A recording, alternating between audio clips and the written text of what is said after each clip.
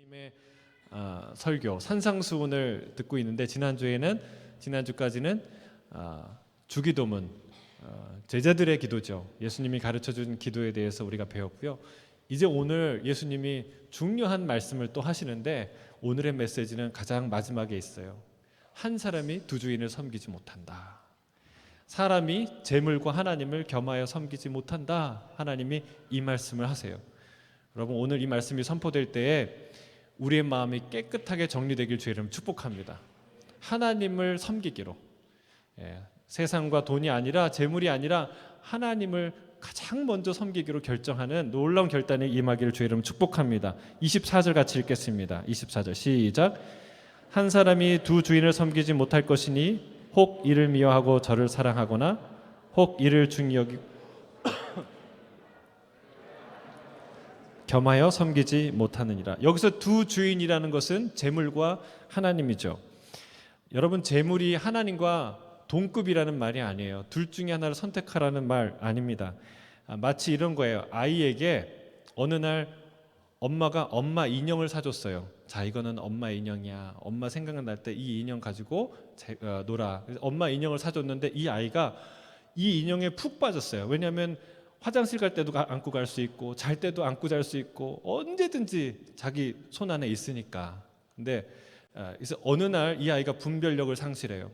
이 엄마 인형이 엄마인 줄 착각하고 막 대화하기 시작해요. 그럴 때 얘기하는 거예요. 엄마와 엄마 인형은 달라. 엄마는 하나뿐이야. 엄마는 둘이 될 수 없어 라고 말하는 거예요. 여러분, 재물이 하나님처럼 막강하기 때문에 둘 중에 하나 선택하라. 저 남자야 이 남자야 선택해. 이 여자야 저 여자야 선택해. 나야 저 여자야 선택해. 이런 문제가 아니라는 거예요. 재물은 동급이 아니에요. 여러분, 엄마가 밥을 주죠. 그러나 밥을 주는 사람이 엄마입니까? 아니죠. 밥을 주는 사람이 엄마라고 착각하는 사람, 그런 아이들은요, 여러분 어린이들 꼭 잘 생각해야 돼요. 밥 주는 사람이 엄마가 아니에요. 밥 주는 사람 엄마라고 생각하면요, 그 아줌마 따라가다가 유괴 돼요. 안 돼요. 그런 분별력을 상실하면 큰일 나요. 엄마와 아줌마는 달라요. 밥 준다고 엄마 아니에요. 엄마와 엄마 인형은 달라요. 주님이 그 얘기를 하시는 거예요. 재물은 너희가 원하는 걸 줄 수 있고 언제든 너와 함께하고 재물은 너의 마음을 든든하게 하는 것 같지만 하나님과 같은 너를 공급하는 그런 것 같지만 그러나 너를 공급하는 거는 재물이 아니라 나야. 하나님이야. 너의 아빠 된 하나님이야 라고 말씀하시는 거예요. 우리가 지난주에 배우지 않았습니까? 여러분, 광야에서 만나를 주는 분이 하나님입니까? 하나님이 만나를 주셨습니까? 여러분, 먹을 거 주면 다 하나님입니까? 아니에요. 하나님이 그걸 가르치시는 거예요. 내가 너를 먹인다. 너를 먹이고 내가 너를 책임지고 너를 인도하는, 너를 공급하는 자가 나다라는 것을 가르쳐 준 게 광야 40년이에요. 할렐루야. 여러분, 이걸 분별하도록 하나님이 명령하시는 거예요. 재물과 하나님 둘을 겸하여 섬길 수 없다. 너가 헷갈리지 마라. 하나님은 한 분이다. 너의 아빠는 하나다. 너의 엄마는 하나다. 말씀하시는 거죠.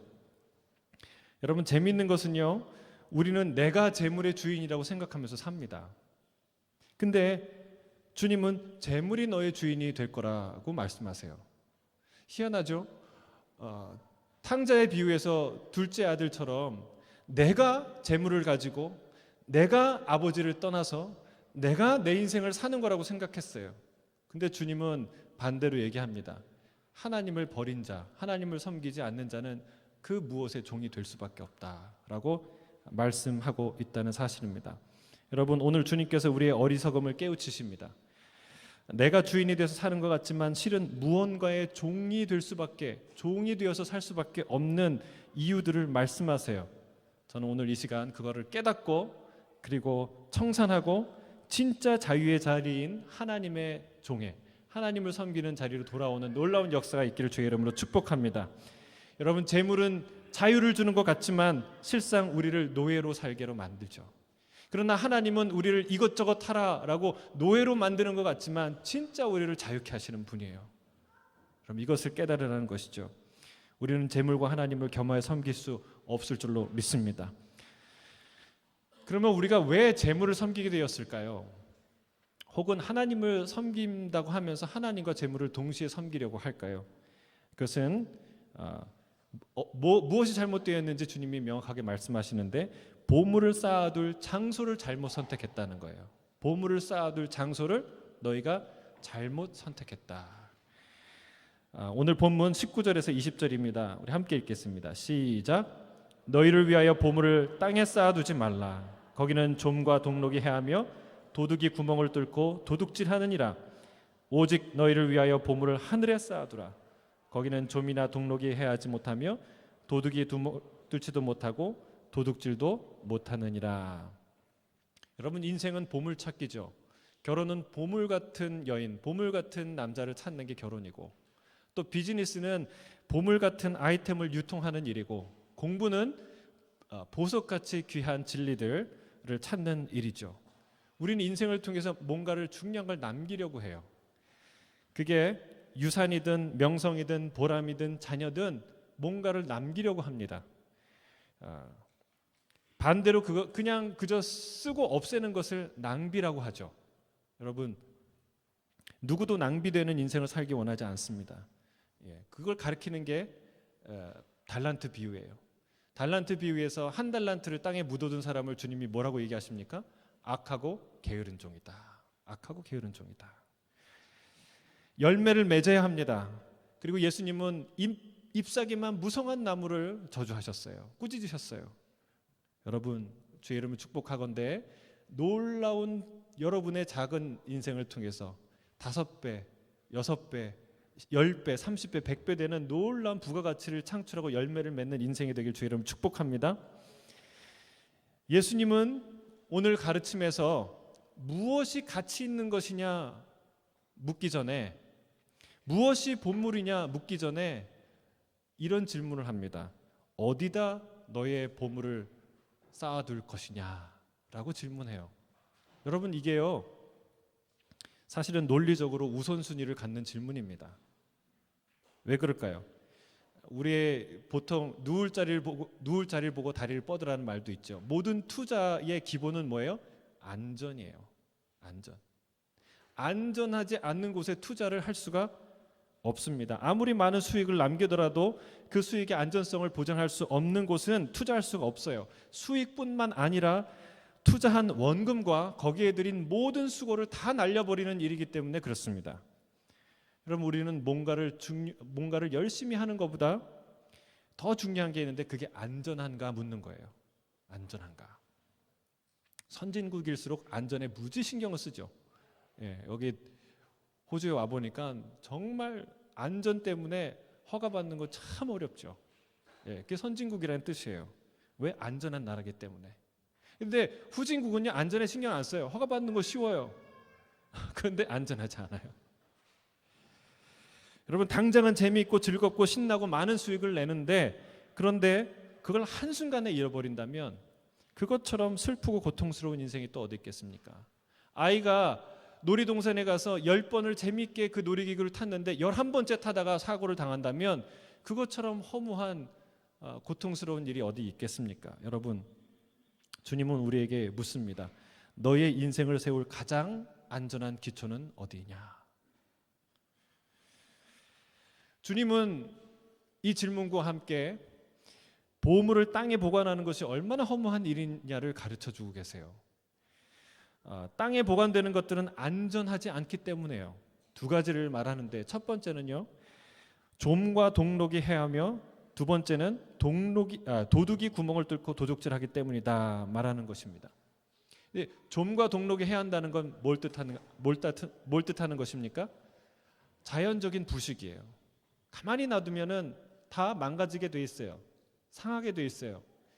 그 과학에서 연력학 제2법칙이라고 하는데 엔트로피의 법칙이라고도 하죠.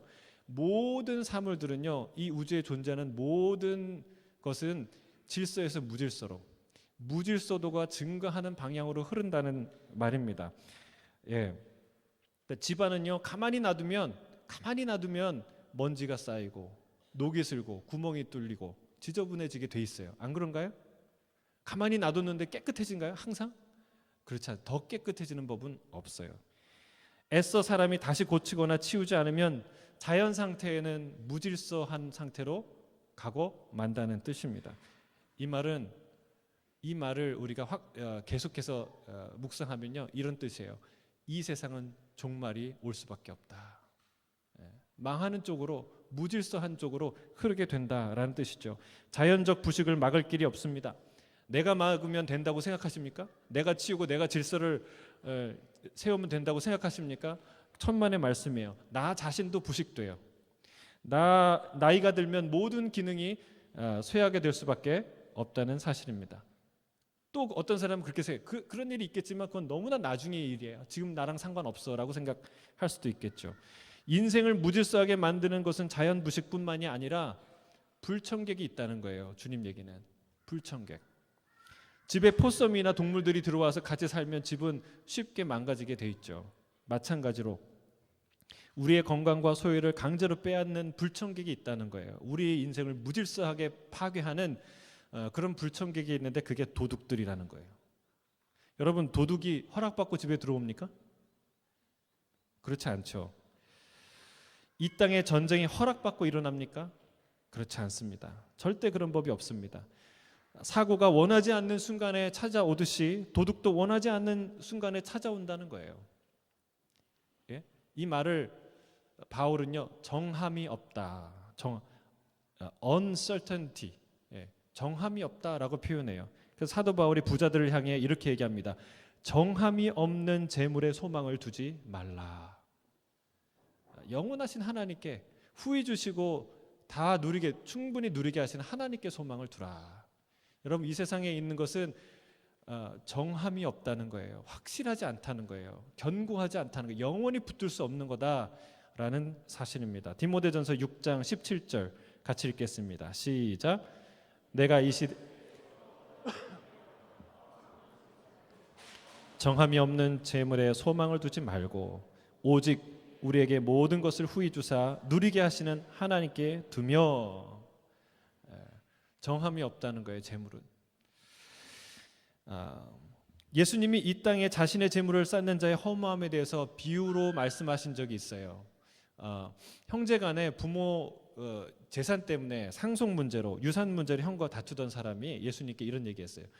예수님, 우리 형한테 명령해서 재산을 나누라라고 말하게 해주세요라고 얘기하니까 예수님이 뭐라고 얘기한 줄 아세요?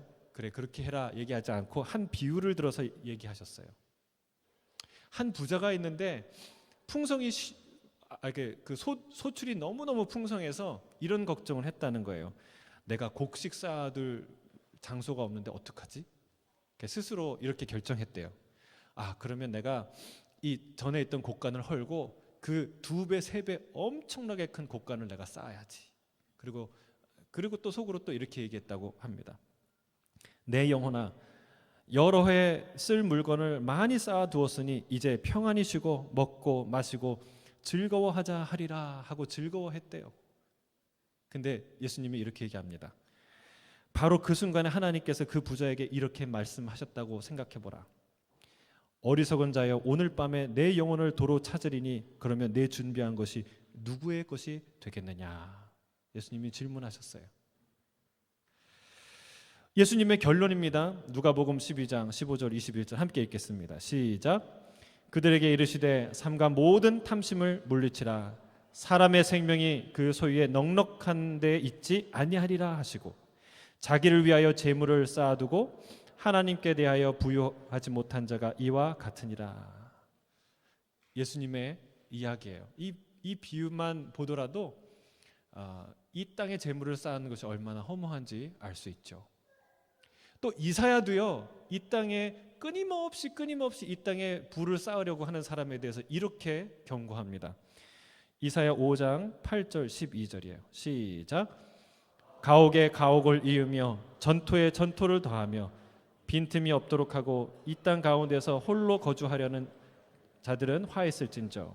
그들이 연회에는 수금과 비파와 소고와 피리와 포도주를 갖추었어도 여호와께서 행하시는 일에 관심을 두지 아니하며 하신 일을 보지 아니하는도다.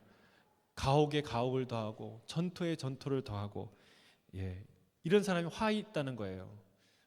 부러우십니까? 집 하나만 있어도 좋은데 집 옆에 내 집, 그 집 뒤에 내 집, 그 옆에 또 내 집 이렇게 있는 집을 그냥 쫙 땅에 뭐 가도 끝이 없는데 내 집, 내 땅이에요. 부러우십니까? 그런 부자도 생겨나기를 주의 이름 축복합니다. 부동산 투자가 부도덕하다는 말이 아니에요. 그래서 어떤 사람은요, 이 말씀을 가지고 어떤 이단들은 어떻게 얘기하냐면, 이거 봐라, 가옥에 가옥을 이으며, 이거 아파트 얘기하는 거다. 아파트. 이거 아파트 사는 사람들은 다 죄 짓는 거다. 빨리 그 아파트 팔아가지고 선교 헌금하라고, 교회 헌금하라고. 이런 이단들이 있는데, 더 안타까운 것은 그 이단들을 믿는 사람이 있다는 거예요.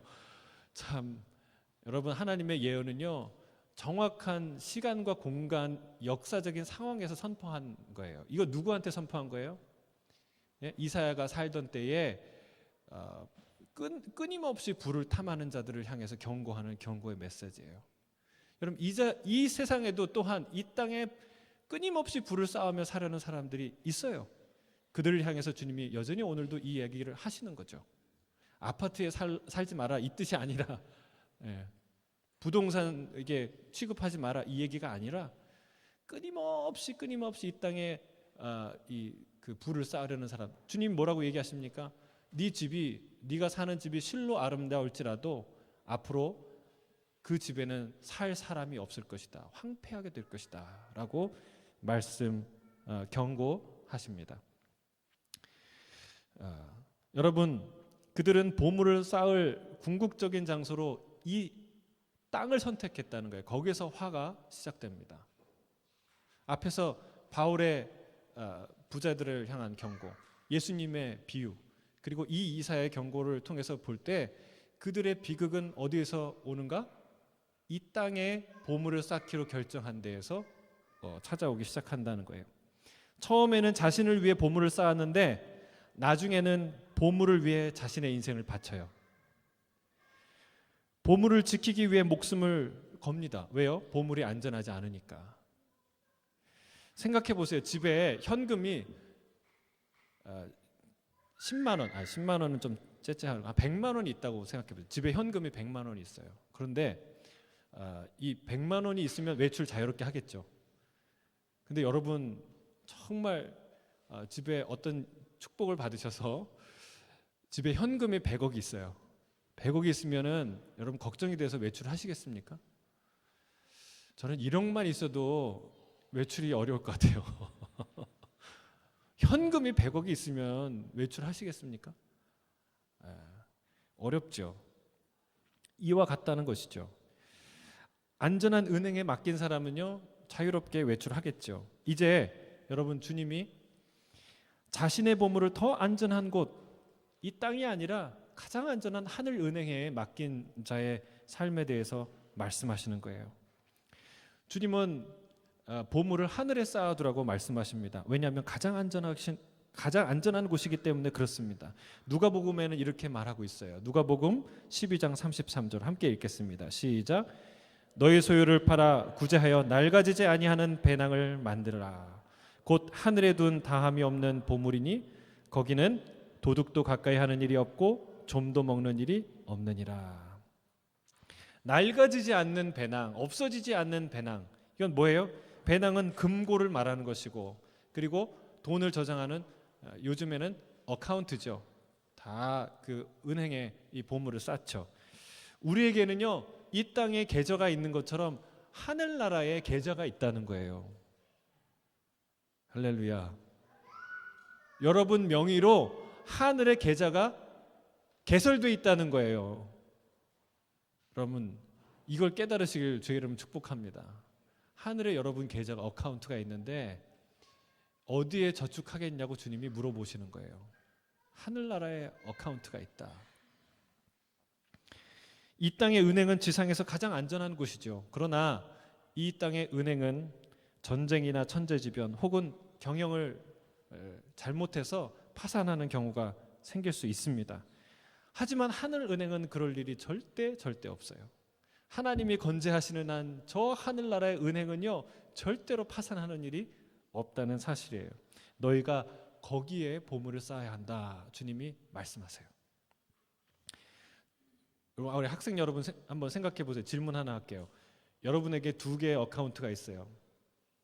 하나는 3년 후에는 3년까지는 마음대로 입출금을 할 수 있는데 3년 후에는 못 쓰는 계좌가 있고, 두 번째는 평생 영원히 쓸 수 있는, 영원이 아니죠, 평생 쓸 수 있는 계좌가 있어요. 근데 누군가 여러분의 계좌에 1,000만 불을 넣어주겠다고 해요.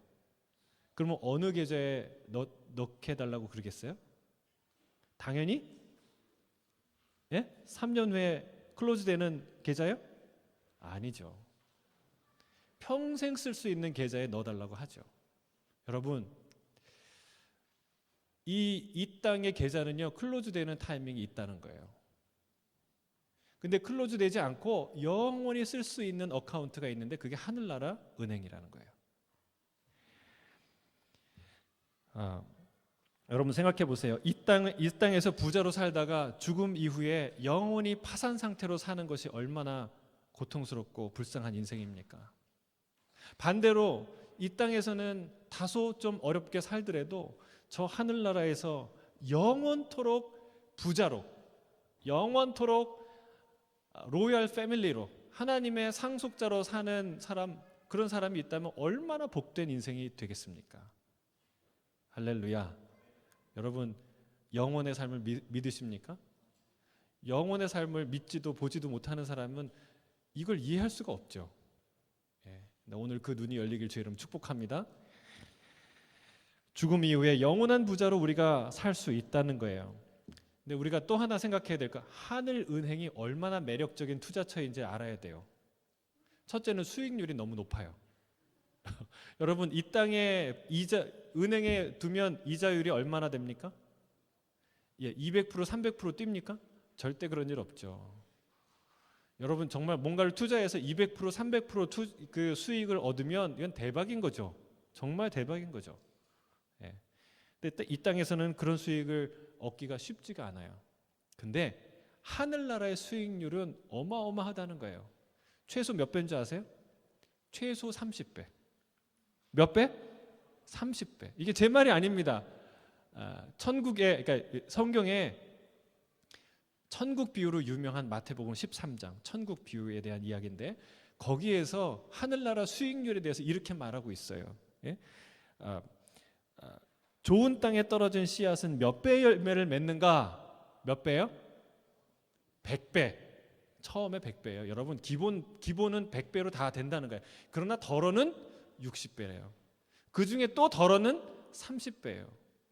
여러분, 못해도 30배라는 거예요. 보통 100배는 수익 받는다는 거예요. 할렐루야. 배당률이 100배면요 여러분 투자하시겠어요, 안 하시겠어요? 계산이 안 되십니까? 여러분, 요한계시록에 보면요 7교회, 이 땅에서 신의와 믿음을 지킨 7교회에게 주실 약속하신 하나님의 약속들이 있어요. 상급들이 있어요. 그 상급을 보면 어떤 상급이냐면 생명나무의 열매. 생명나무의 열매는 영생입니다. 생명의 관, 사망의 해를 받지 아니함, 감추었던 만나. 이 땅에서 먹는 만나는 비교할 수 없는 거예요. 새 이름이 기록된 흰 돌, 만국을 다스리는 권세, 새벽별, 흰 옷, 생명책에 기록됨, 성전의 기둥이 됨, 주님의 보좌에 함께 앉음, 이런 상을 하나님이 주신다는 거예요. 할렐루야. 여러분, 이 중에 한 상급만 돈으로 환산을 하면 어떻게 될까요? 첫 번째로 나오는 생명나무 열매. 여러분, 지금 이건희 회장이 생사를 오가고 있는데 만약에 생명나무 열매를 얻게 된다면 과연 그분이 돈 얼마면 그걸 사겠습니까? 영원히 살 수 있는 생명나무 열매를 얻는다면 얼마 투자할까요? 전 재산을 몇십조, 몇백조를 투자해도 아깝지 않은 거예요. 그렇지 않습니까? 돈은 또 벌면 되니까. 생명은 그렇지 않아요. 여러분, 이것을 얻는다는 것은 정말 수지 맞는 일이에요. 천국의 수익률은 정말 천국보다 높은 투자처는 없어요. 수익률이 높은 투자처는 없어요. 또한 주님이 세례 요한 이후로 천국은 침노하는 자의 것이라는 거예요. 투자하는 사람들이 받아간다. 그 배당 받아간다는 얘기예요. 여러분, 이 땅의 투자는 제한적이에요. 그러나 하나님의 나라는 그렇지 않습니다. 이 땅의 재화는 유한하기 때문에 그렇습니다. 그러나 하나님의 나라는 그렇지 않습니다. 누구든 수용 가능하고 얼마든 적립이 가능한 놀라운 곳이 하나님의 나라예요. 여러분, 또한 하나님의 나라는 하늘은행은 가장 안전한 투자처예요. 그 누구도 뚫을 수 없고 훔쳐갈 수 없는 것입니다. 할렐루야. 여러분, 이런 곳에 투자하길 원하십니까? 별로 안 하시고 싶으세요? 배당금이 30배래요. 적어도. 저는 하겠어요. 예, 하겠어요. 아낌없이 하겠어요. 근데 여러분, 그곳에 투자할 수 있는 방법이 뭘까요? 21절에 나와 있습니다. 21절 말씀 읽겠습니다. 시작. 보물이 있는 그곳에 내 마음도 있느니라. 여러분, 이게 오늘 메시지의 핵심이에요. 주님은 내 마음을 어디에 두었느냐 말씀하십니다. 우리가 재물을 섬기는 것은, 혹은 하나님도 섬기고 재물도 섬기려고 하는 것은요, 이 땅에 보물을 쌓으려고 하기 때문에 그래요. 왜냐하면 보물이 있는 곳에 내 마음이 있기 때문에 그렇습니다. 여러분, 내 마음이 있는 것을 섬기지 않겠습니까? 주인으로 섬기지 않겠습니까? 보물이 있는 곳에 마음이 있다는 말은요, 이런 말과도 통하는 거예요. 마음이 있는 곳에 내 물질을 쓴다.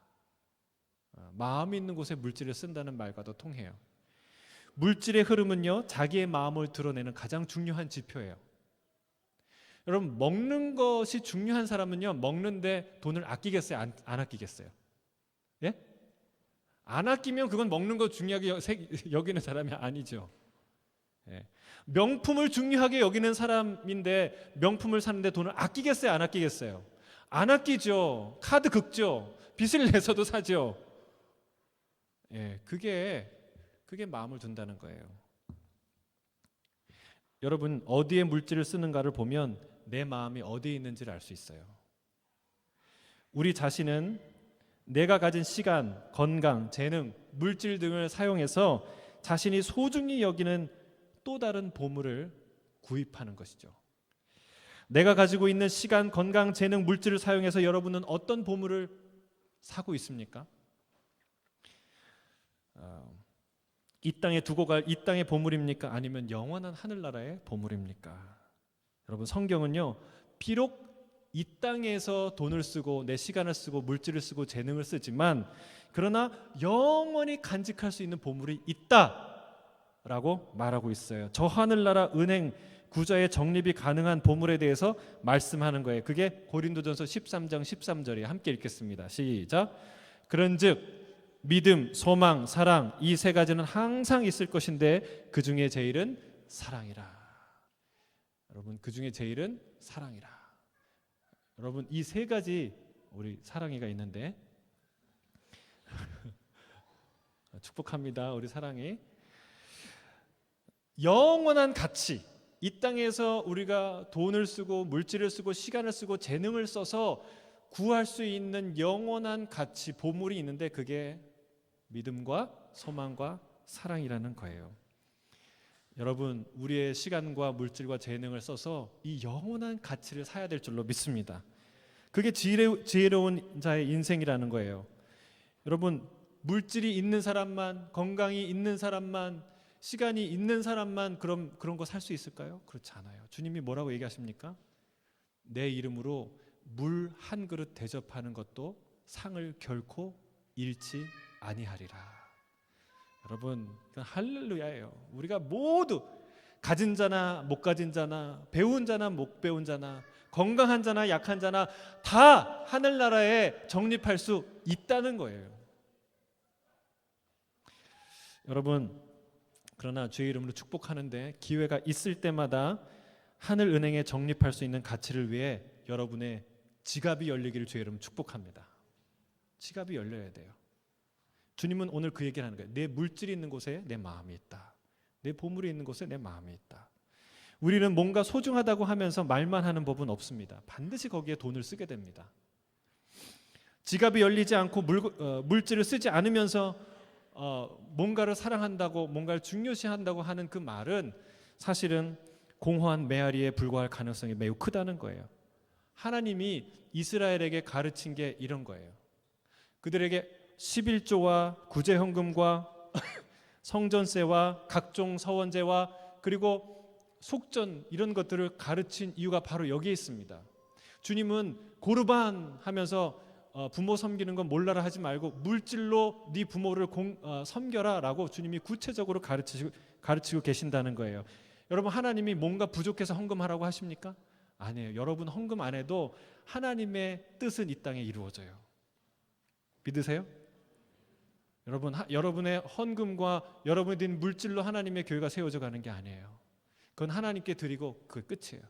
그러나 하나님이 왜 그 헌금을 기쁘게 받으실까요? 부족해서가 아니에요.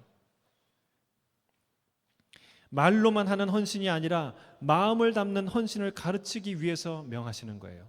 제가 아는 어떤 돈 많은 부자인데 어떤 분이 자기 자녀들에게 너 돈 벌었으니까 용돈 아빠 엄마한테 내. 용돈 아빠 엄마 받을. 그러니까 그분은 주식도 많고 돈이 많은데 오히려 자녀들에게 용돈을 줘야 될 입장인데 용돈을 받더라고요. 근데 그 자녀들이요 정말 사람들을 물질로 필요한 것으로 잘 섬기는 사람들로 살더라고요. 여러분, 우리는 말로만 사랑한다고 하고 공경한다고 하고 다 이 물질은 쓰지 않고, 여러분 이거는 립 서비스에 머물 공산이 크다는 거예요. 마음이 있는 곳에 물질을 쓰지만 또한 물질을 쓰는 곳에 마음도 생기는 법이라는 사실이에요. 근데 주의사항이 하나 있어요. 주의사항이 뭐냐면 이 땅에서 보상을 받으면 그 일을 통해서 이 땅에서 보상받으면 하늘나라 정립이 안 되거나 아주 적게 쌓인다는 거예요. 주님은 구제를 하는데 남모르게 하라고 얘기합니다. 떵떵거리고 다 알게 하라고 하지 않아요. 왜냐하면 은밀한 중에 보시는 하나님께서 갚으신다 말씀하세요. 그래서 사람들에게 칭찬받는 구제는 이미 상을 받았다는 거예요. 그래서 여러분 축복하는데 사람 살리는 일 그리고 하늘나라 가치를 실현하는 곳에 여러분의 지갑이 열리길 주의 이름으로 축복합니다. 선교에 열리고 구제에 열리고 다음 세대를 세우는데 열리는 놀라운 역사가 있기를 주의 이름으로 축복합니다. 그런 헌신을 한 사람들은 뒤돌아보지 말라는 거예요.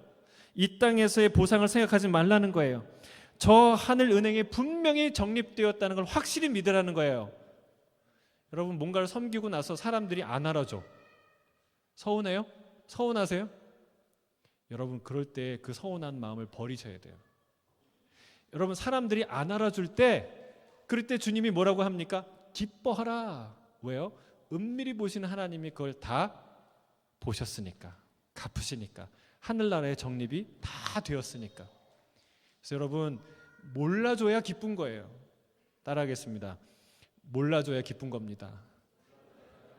모르게 사람들이 몰라줘. 내가 섬긴 거, 내가 수고한 거 사람들이 몰라줘야 진짜 기쁜 거예요. 왜? 은밀히 보시는 하나님이 다 보셨기 때문에. 근데 우리는 여기서 섬긴 거 다 알아주길 원하잖아요. 그것 때문에 교회 떠나고 그것 때문에 싸우잖아요. 얼마나 우리가 어리석습니까? 여러분, 하늘나라 은행 구자가 있다는 걸 기억하세요. 그리고 거기에 정립이 된다는 것을 기억하세요. 마지막으로 주님은 눈에 대한 말씀을 하십니다. 중요한 말씀이에요. 22절, 23절 같이 읽겠습니다. 시작.